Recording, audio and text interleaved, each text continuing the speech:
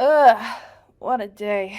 More and more souls are piling up in all the time. I can't believe even I'm getting overwhelmed.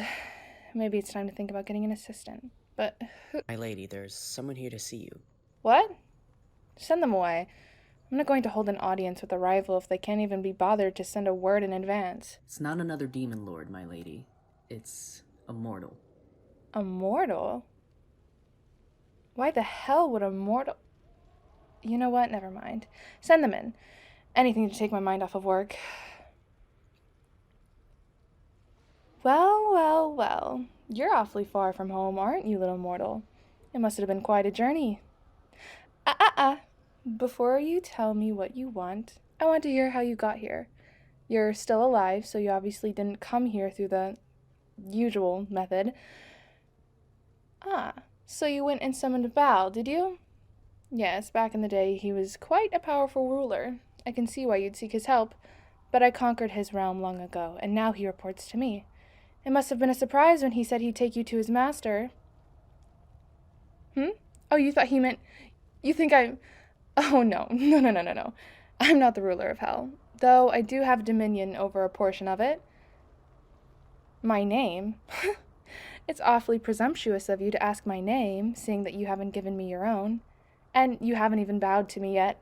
I forgave that oversight due to my curiosity, but if you don't want me to take your soul, I suggest you kneel and introduce yourself. Much better. I am surprisingly pleased to meet you. My name is noceurASMR. I'm what's known as a demon lord, basically one of the upper crust down here. The more followers a demon has, the more powerful they are. I've gathered a considerable number of demons under my banner in recent years. Keep that in mind when addressing me. Your tone is much more respectful now. Good. Now, tell me why you're here. Sell your soul? At one time that would have been a tempting offer, but nowadays the mortal realm is so bloated with humans that souls are as common as sulfur here.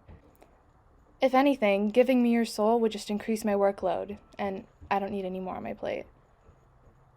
Ugh, don't beg. You look ridiculous. Blubbering like that. Are you really expecting mercy from a demon? Leave? Oh no, you won't be leaving. Your fate was sealed the moment you left the mortal realm. You're right. I don't want you. So you can go and run around hell to your heart's content. Go be somebody else's problem. Oh, I just can't keep a straight face with you crying like that. I was kidding. I'm not going to just kick you out of my kingdom now that you're here. And I don't think you look ridiculous when you sob like that. You look hilarious, and maybe even a little bit cute.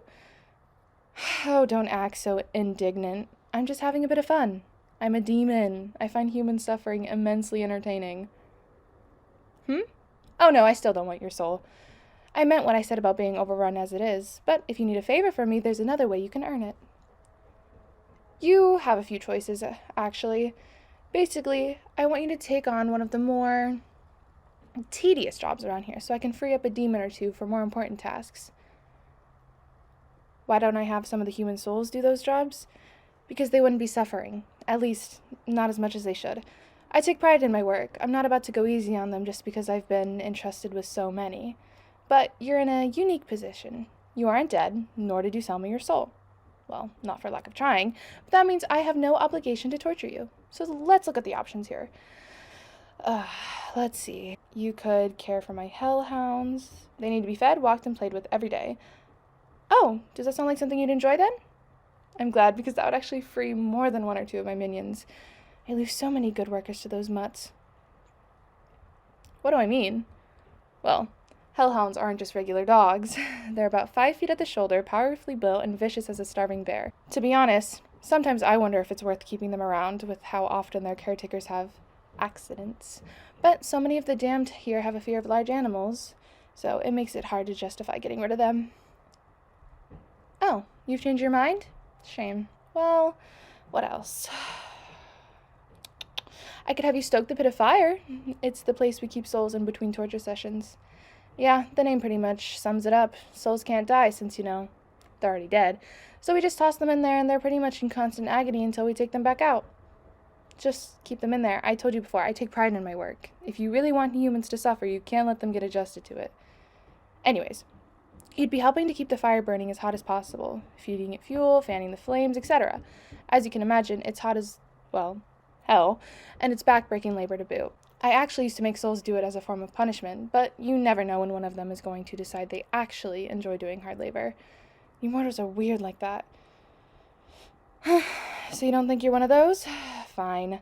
I had another job in mind. I could have you help me with my work directly. I'll admit, I have reservations about employing a non-demon tormentor, but I suppose I can at least give you a chance. That's right, a tormentor. You would be in charge of torturing some of the souls of the damned. Honestly, it's not terribly difficult as long as you have a little creativity. Naturally, you'll be employing some of the classics, stabbing with a pitchfork, branding with hot iron, whipping, and so on. But psychological attacks are also important too. You'll have access to their life's history, so if you can suss out their phobias and shames, you'll do quite well. Oh my, you're looking pale. Relax. It's not like you'd be torturing innocent people. This is hell, remember?